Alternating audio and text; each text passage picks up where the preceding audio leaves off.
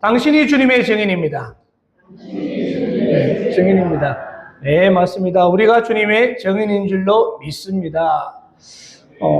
오늘 바울은 보면요, 예루살렘에서 유대인들에 의해서 감금된 이후로 한 번도 아닙니다. 지금 5번이나 자기 변호를 하고 있습니다. 먼저는 천부장 앞에서 자신을 변호했고요. 그리고 산헤드린 공회에서 또 변호를 하고, 벨릭스 총독 앞에서, 베스도 총독 앞에서, 그리고 오늘 아그리빠 왕 앞에서 자기에 대해서 변명하고 있습니다. 사실 처음부터 바울이 무죄라는 것은 로마 관리들도 다 알고 있었습니다. 그렇지만 2년이 넘도록 이리저리 끌려다녔던 것이죠. 그러다가 이제 마지막에 그 호소를 듣게 됩니다. 바울은 다른 것에는 의지할 것이 없다고 생각하고 마지막으로 가이사 황제에게 상소하게 되었습니다. 그런데 이렇게 상소한 죄인을 황제 앞에 세우려고 하면은 이 합당한 상소문이 필요합니다. 제목이 있어야 한다는 것이죠. 그런데 바울은 제목이 없습니다. 제목이 없는 죄인을 황제 앞에 세웠다가 바울을 세운 그 총독은 파면하게 되겠죠. 그래서 죄가 없는 사람의 죄를 만들기 위해서 지금 신문을 하는 것이 바로 오늘 장면입니다. 지금 바울은요, 증언하는 자리를 생각해 보면은, 우리가 한번 생각해 보시면은, 맨 앞에 베스도 총독이 권위를 가지고 딱 앉아 있습니다. 그리고 이 베스도 총독은 로마의 정예를 대표하는 최고의 관리지 않습니까? 세상에서는 지혜롭다고 이야기하고 또 원만하다고 하는 좋은 평가를 받고 있습니다. 하지만 이 사람도 예외는 아니었습니다. 바울의 무죄를 알면서도 너는 무죄다, 가라, 그러면 끝이 나는데 자신의 인기와 평판을 위해서 무죄한 사람을 풀어주지 않는 거예요. 그리고 오히려 지금 죄인으로 만들어가고 있었습니다. 그리고 이 베스도 총독 옆에는 아그리빠 왕이 앉아있고 왕후 비니게가 그 옆에 서 있습니다. 이 사람은 이스라엘의 형식적인 왕이었습니다. 로마의 정권에 붙어서 아부하며 자기의 권세를 누리는 그러한 인간이었습니다. 그리고 그 왕으로 등장하는 버니게라는 여자는 아그리빠 왕의 누나입니다. 친누나인데 다른 사람에게 시집 갔다가 실패하고 돌아와서 자기 남동생과 함께 근친상간을 하고 있는 요부였습니다. 이 두 자격 없는 죄인들이 구역질나는 부부짓을 하면서 왕관을 쓰고 그 앞에 앉아 있는 것입니다. 또한 고소했던 유대 지도자들도 그 앞에 앉아 있었습니다. 그들이 지금 바울의 제목에 대해서 제목을 이야기하지도 못하면서 그냥 무조건 죽이라고 요구하고 있는, 그들은 어떻게 보면 편협한 율법주의자들이었다는 것이죠. 선민의식에 사로잡혀 있으면서 하나님을 인정하지 않고 자기 교만에 빠져 있는 사람들이었습니다. 이러한 사람들이 지금 바울 앞에서 힘을 주고 앉아서 바울을 재판하려고 있는 것이었습니다. 이런 자리에서 바울은요, 다시 한번 자신을 증명해야 했던 것이죠. 몇 번을 증언해도 바뀌지 않는 거예요. 몇 번을 이야기했는데도 불구하고 바울의 증언을 들어주지 않으면서 또 지금 이 자리에서 바울은 증언을 해야 하는 것이었습니다. 우리 같으면 화가 날 것 같아요. 판결할 자격도 없는 사람들 앞에 앉아서 이야기를 하라고 이야기하고 심지어 모든 과정을 다 이야기했음에도 불구하고 전혀 들어주지 않고 계속 부르면서 같은 말을 증언하라고 이야기하는 것입니다. 몇 번을 반복했는지 모르겠습니다. 그럼에도 소용이 없었어요. 그런데 지금 또 다시 증언하라고 이야기합니다. 얼마나 답답한 상황이겠습니까? 얼마나 마음이 불편하겠습니까? 그런데 바울은 이런 상황임에도 불구하고 자기 변호하는 것을 포기하지 않습니다. 하나님을 원망할 수도 있습니다. 이렇게까지 증언했는데 하나님 아무런 변화가 없습니다. 증언하라고 하지만 그들은 제대로 들어주지도 않습니다. 하나님 너무나 마음이 답답합니다.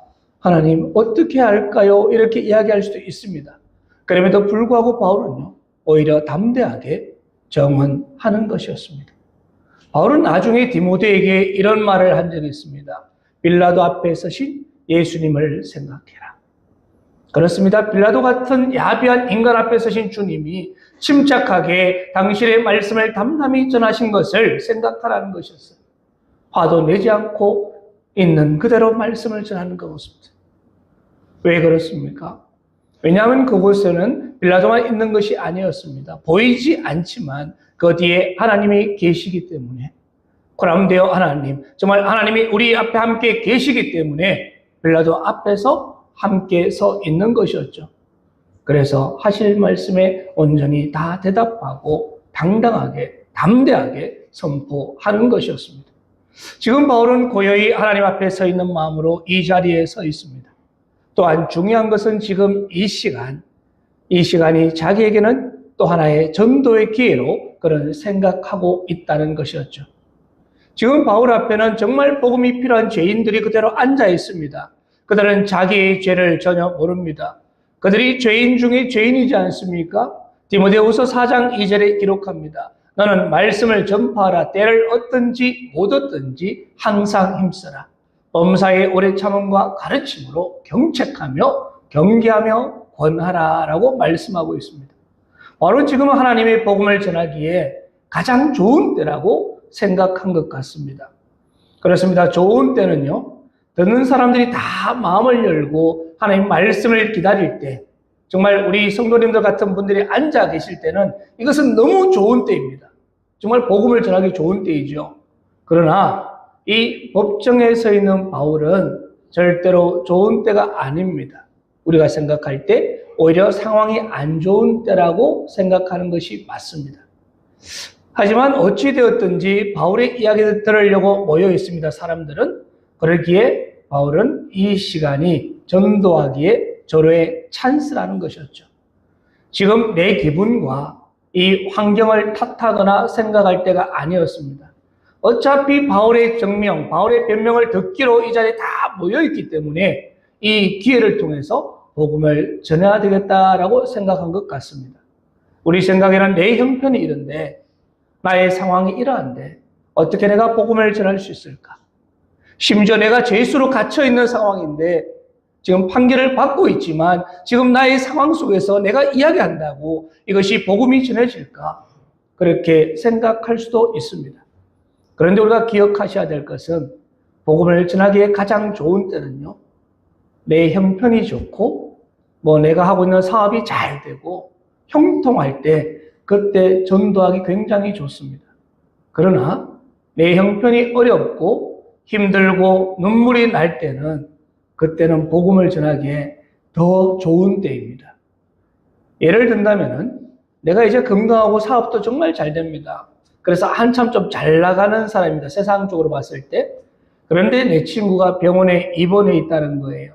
그래서 그 친구에게 찾아가는 거죠. 병문안 가면서 이보게 이제 자네가 고생하는 걸 보니까 이제 자네도 예수님을 믿어야 할 때인 것 같네.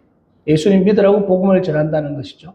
그러면은 전도가 좀 잘 되겠죠. 그죠? 왜 그렇습니까? 지금 그 친구가 어렵고 힘이 드는 상황이기 때문에 복음이 들어갈 수가 있습니다. 그런데 반대로 한번 생각해 보세요. 내가 병석에 누워 있습니다. 고생하고 있습니다. 그런데 안 믿는 친구가 병문안을 왔습니다. 그런데 이때가 복음을 전하기 좋을 때일까요? 나쁠 때일까요? 병문안 온 친구에게 우리가 기억해야 합니다. 복음을 전하기 정말 좋을 때입니다. 그때야말로 내 신앙을 그대로 보여줄 수 있는 때인 거예요. 정말 내가 병들어 힘들고 많은 사람들이 볼 때 환경이 안 좋은 것처럼 보이지만 오히려 나는 어엿한 것이잖아요. 신앙을 가지고 있기 때문에 다른 사람들과 다른 나의 모습을 보여줄 수 있는 것이죠. 예수 그리스도를 증거할 수가 있습니다. 하나님으로 인해서, 주님으로 인해서 내가 행복하다. 내가 비록 이런 환경이지만 나는 사람들과 다르다는 거예요. 그러면서 복음을 전할 수 있는 것이죠. 너도 예수 그리스도를 믿으라고 이야기할 수 있는 때입니다. 이때에 힘이 있습니다. 어려움을 당하고 있는데 행복하다니요. 다른 사람들과 다른 모습에 그 사람은 도전을 받을 것이고 그로 인해서 예수 그리스도를 알아갈 수 있는 은혜를 얻게 될 줄로 믿습니다. 그렇습니다. 지금 바울은요, 어려운 가운데 당당히 서 있습니다. 소위 세상이 말하는 왕과 총리 앞에 지금 죄수의 신분으로 서 있지만 그는 지금이 복음을 전할 가장 좋은 기회로 생각한 것입니다. 성령의 도우심으로 그는 복음을 전하는 것입니다. 같이 한번 볼까요? 2절 말씀입니다. 2절에 아그리빠 왕이여 유대인이 고발하는 모든 일을 오늘 당신 앞에서 변명하게 된 것을 다행히 여기나이다. 지금 나는 억울합니다. 이 재판은 무효입니다. 라고 이야기하지 않는 거예요. 오히려 나는 당신 앞에서 말할 수 있는 기회를 얻어서 다행입니다. 라고 생각하고 이야기하고 있습니다. 이어서 본다면 3절 기록합니다. 특히 당신이 유대인의 모든 풍속과 문제를 아심이니이다. 그러므로 내 말을 너그러이 들으시기를 바라나이다. 당신은 유대인의 왕으로서 유대인의 문제를 잘 알고 계시지 않습니까? 그러니까 한번 들어달라는 것이죠. 귀를 기울여서 지금 내가 하는 간증을 잘 들어봐 달라고 이야기합니다. 그러면서 자신의 간증을 이야기하는 것입니다. 9절과 10절을 보면 기록합니다. 나도 나사렛 예수의 이름을 대적하여 많은 일을 행하여야 될 줄 스스로 생각하고 예루살렘에서 이런 일을 행하여 대제사장들에게서 고난을 받아가지고 많은 성도를 옥에 가두며 또 죽일 때 내가 찬성 투표를 하였고, 지금 이 말은 이 앞의 내용과 비춰봤을 때 저도 당신과 똑같은 유대인입니다. 나도 그 유명한 가말리엘 문화에서 배운 학자입니다. 게다가 열심히 있는 유대주의자였습니다. 그래서 예수 믿는 사람들을 잡아서 옥에 가두고 그들을 죽일 때 찬성 투표를 하고 쫓아다녔던 사람이 저입니다. 내가 열심히 얼마나 특심이었냐면은 다른 나라까지 쫓아가서 그들을 박멸하려고 했던 사람이 바로 저입니다. 라고 이야기하는 거잖아요. 그런데 그런 내가 예수 그리스도를 만났습니다. 예수를 만난 후에 나는 변화가 되었습니다. 지금 그 이야기를 하고 있는 거예요. 그럼 예수가 누구이길래 이 바울이 이렇게 180도로 변하게 되었느냐 하는 것입니다. 예수를 믿는 자를 죽이러 다니는 자가 지금 예수를 전하면서 지금 죽게 되었으니 이거야말로 180도 바뀐 것이 아니겠습니까? 왜 이런 사건이 벌어졌습니까? 7절 말씀 보면 이렇게 기록합니다. 이 약속은 우리 12지파가 밤낮으로 간절히 하나님을 받들어 섬김으로 얻기를 바라는 바인데 아그리빠 왕이여 이 소망으로 말미암아 내가 유대인들에게 고소를 당하는 것이니이다. 지금 무엇 때문에 고소를 당한다고요? 이 소망으로 말미암아 내가 이렇게 고소를 당하고 있습니다. 라고 이야기하고 있습니다. 무엇 때문에 그를 핍박하는 위치에서 지금 재판받는 위치까지 내려오게 하였다고 이야기합니까? 소망 때문이라고 이야기합니다. 소망 때문에. 지금 바울의 소망이 바뀌었다는 것을 이야기하죠. 그런 지금까지 그의 소망은 무엇이었을까요? 지금까지 그의 소망은요, 유대 나라가 찬란하게 부흥을 이루고 로마에서 독립하고 정말 다윗과 솔로몬 때처럼 이 유대 나라가 막 크게 명예롭게 드날리기를 원했던 것입니다. 그래서 많은 사람들 앞에 드러내면서 온 세계 사람들 앞에 선민 백성 이스라엘이 높이 바로 서는 것, 그것을 그는 원하고 있었고 소망하고 있었다는 것이죠. 그것을 꿈을 꾸고 있었습니다. 이걸 신학 용어로 보면은 메시아 대망 사상이라고 이야기합니다. 약속한 위대한 메시아가 오셔서 온 세상을 다스리시고 특별히 유대인들을 가장 행복하게 해 주실 것이라는 기대와 소망을 가지고 살아왔다는 것이죠. 그랬는데 지금 소수의 그리스도인들이 예수가 부활했다고 이야기하면서 예수가 메시아라고 말하는 말 같지 않는 이야기를 하고 있다는 거예요. 십자가에서 저주받아 죽은 인간이 어떻게 메시아가 될 수 있느냐? 어림없는 소리 하지 마라. 그러면서 오히려 그들은 하나님을 모독하고 있다고, 신성 모독이라고 생각해서 그들을 잡아들이고 죽이고 그랬었는데 내가 그를 만나게 된 것입니다. 예수를 만나게 된 것이죠. 그것도 혼자 만난 것도 아니었어요. 정말 여러 일행이 함께 가다가 그것도 낮 12시 정각쯤 되었을 때 다메섹 도상에서 예수 그리스도를 만나게 됩니다. 그때 예수님을 만난 상황을 설명하는데요. 14절에 기록하죠. 우리가 다 땅에 엎드러짐에 내가 소리를 들으니 히브리 말로 이르되 사울아 사울아 내가 어찌하여 나를 박해하느냐. 가시채를 뒷발질하기가 내게 고생이니라. 아멘. 여기서 사울아 사울아 가시채를 뒷발질하기가 내가 고생이니라. 이 말은요, 이스라엘의 속담입니다. 이 말은 속담인데요. 가시채란 나무 가시를 막 엉켜놓은 다발을 가시채라고 이야기합니다. 이 가시채는 처음 우리가 소나 짐승들을 길들이게 될 때 짐승들이 말을 잘 듣습니까? 잘 듣질 않습니다. 처음 이래 고삐를 끼고 막 이렇게 길을 들이면은 말을 잘 듣질 않아요. 특히 밭을 갈 때가 되면은 짐승이 앞에 서고 주인이 뒤 따라가면서 오 하면서 막 조절하지 않습니까? 통제를 하는데 아직 훈련받지 않은 그리고 처음 하는 이 짐승들은요 길들여지지 않았기 때문에 이런 것을 굉장히 답답해하고 싫어하게 됩니다.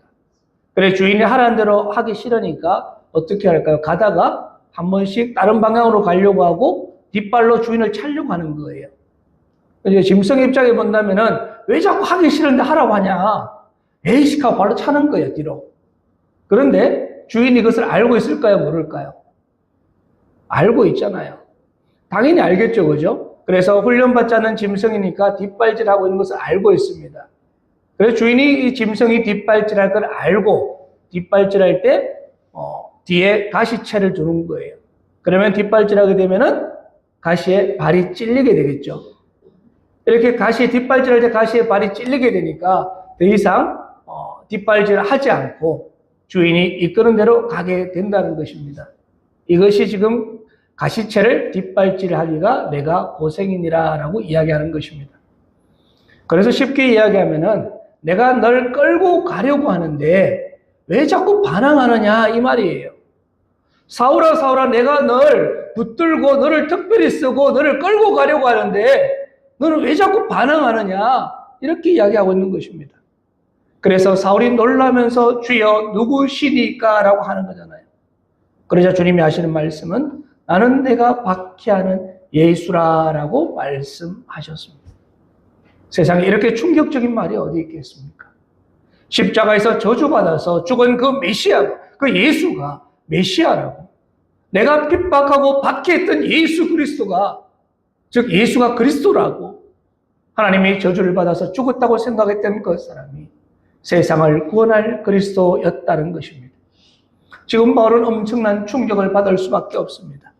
십자가에서 죽었던 예수가 구약에서 선지자들이 예언한 메시아였다는 것입니다. 하나님께서 사람을 사랑하셔서 이 땅에 오시고 사람을 구원하기 위해서 십자가에서 죽으시고 부활하신 그리스도, 영원한 생명과 하나님 나라를 상속해 주실 예수 그리스도, 그분이 지금 메시아라고 이야기하고 있습니다. 이것을 지금 깨닫는 것이었어요. 바울은 이스라엘의 회복과 부강을 꿈을 꾸며 살았습니다. 강력한 이스라엘을 소망했던 것이잖아요. 그런데 예수님은 죽을 수밖에 없는 죄인들을 구원하시고 하나님의 자녀 삼아 주셔서 영원한 생명을 허락하시고 이 땅에서 부강한 나라 정도가 아니라 저 영원한 하나님 나라를 우리에게 상속받게 해주신다는 것입니다. 그러니 바울의 생각이 바뀔 수밖에 없는 거예요. 자신이 꿈꾸던 차원을 넘어서 새로운 차원이 열리는 것이잖아요. 새로운 소망이 생겼습니다. 이전과 비교할 수 없는 새 소망이 생겼던 것입니다. 그래서 16절은 기록합니다. 일어나 너의 발로 서라. 내가 내게 나타난 것은 곧 내가 나를 본 일과 장차 내가 내게 나타날 일에 너로 종과 정인을 삼으려 함이니. 주님이 말씀하십니다. 내가 어떻게 너에게 나타난 것은 너를 나의 일꾼으로 삼아 너가 본 것과 앞으로 내가 너에게 보여줄 것을 사람에게 정언하도록 하기 위해서다라고 말씀하시잖아요. 그렇습니다. 주님은 이 모든 일에 정인이 되게 하려고 바울을 부르신 것이었습니다. 이전에 본 일과 앞으로 보게 될 일들을 사람들에게 정언하라는 것이었습니다. 그러면서 말씀하십니다. 17절에 이스라엘과 이방인들에게서 내가 너를 구원하여 그들에게 보내어. 그죠? 이제 지금 복음의 전달 과정이 그대로 나오고 있습니다.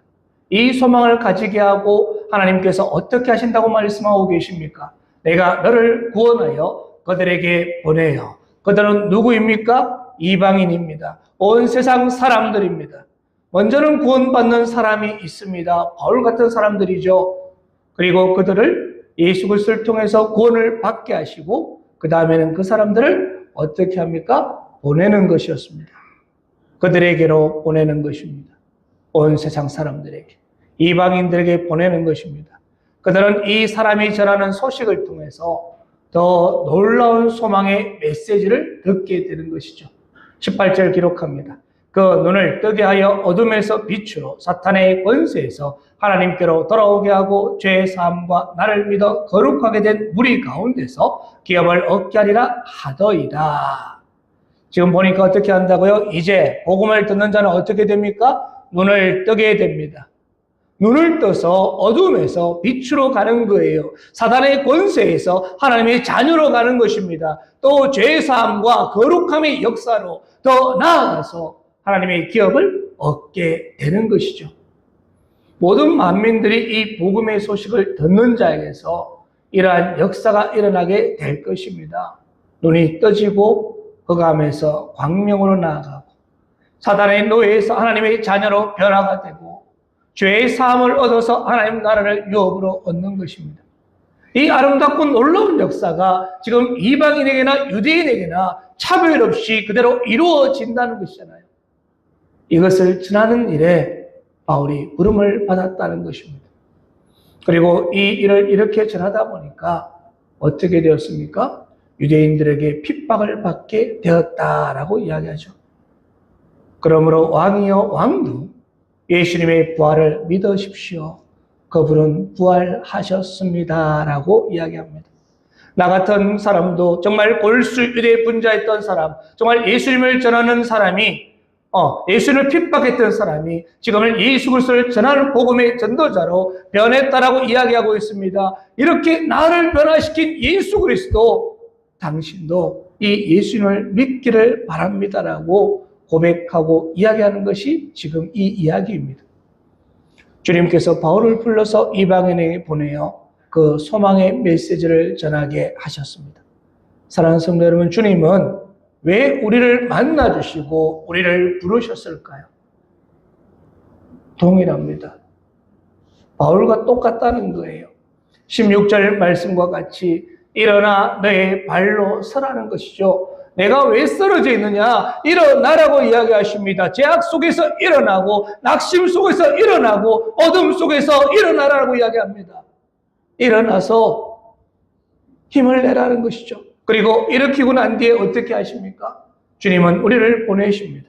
바울을 보내신 것처럼 내가 너를 구원하여 그들에게 보내어라고 말씀하시지 않습니까? 우리를 일으켜서 우리를 그들에게 보내신다는 거예요. 그렇습니다. 하나님은 이 귀한 메시지를 전하기 위해서 정인이 되도록, 그래서 영광의 기업을 우리와 모든 만민이 누릴 수 있도록 하기 위해서 바울을 부르셨고 지금 우리를 부르셨습니다. 믿으십니까? 하나님이 우리를 부르셨다는 거예요. 이것이 구약의 성취입니다. 구약의 말씀이 이루어진 것이죠. 22절과 23절 기록합니다. 우리 같이 한번 읽어보겠습니다. 23절 시작. 하나님의 도우심을 받아 내가 오늘까지 서서 높고 낮은 사람 앞에서 증언하는 것은 선지자들과 모세가 반드시 되리라고 말한 것밖에 없으니 곧 그리스도가 고난을 받으실 것과 죽은 자 가운데서 먼저 다시 살아나사 이스라엘과 이방인들에게 빛을 전하시려 함이니라. 아멘. 빛을 전하시리라 함이니이다. 말씀을 정리합니다. 바울의 정언을 근거로 해서 복음의 정의를 내린다면은 복음이란 부활에 의해서 해석된 예수님의 십자가 사건입니다. 십자가 예수님. 부활의 빛 가운데서 해석된 십자가 예수. 이것이 복음이고 이것 또한 율법의 완성이라는 것이죠. 하나님의 인간을 향한 구원의 방법은요, 예전이나 지금이나 동일합니다. 구약이나 신약이나 과거나 현재나 오직 이 한 가지 방법밖에 없습니다. 이것을 아는 자는 새 소망으로 가득 차게 될 것입니다. 사랑하는 성도 여러분, 여러분들의 소망은 무엇입니까? 대체적으로 사람들의 소망은요, 유대인들의 정치적인 메시아를 이룩하는 것과 거의 같습니다. 똑같음을 보게 됩니다. 잘 먹고, 잘 살고, 힘있고, 건강하게, 또 칭찬받으면서 부유하게 살고 싶은 것이 우리 모든 인간들의 소망이지 않습니까? 이것이 유대인의 소망이었습니다. 그러나 우리의 소망은요, 여기서 그치는 것이 아닙니다. 그리스도인의 소망이란 그의 소망과 차원이 다른 소망입니다. 즉 부활의 소망입니다. 부활의 소망. 우리가 이 지상에서 바라는 모든 권력이나 행복 정도가 아니라 저 영원한 하늘나라에서 정말 부활 이후에 전개되는 아름답고 찬란한 하나님 나라에서 주인공이 되는 소망, 하나님 나라 안에서 살아가는 그런 소망입니다. 이것이 우리에게 약속된 소망이라는 거예요. 이 놀라운 이야기를 우리가 믿고 고백하고 전하는 주님의 복된 성령 되시기를 원합니다.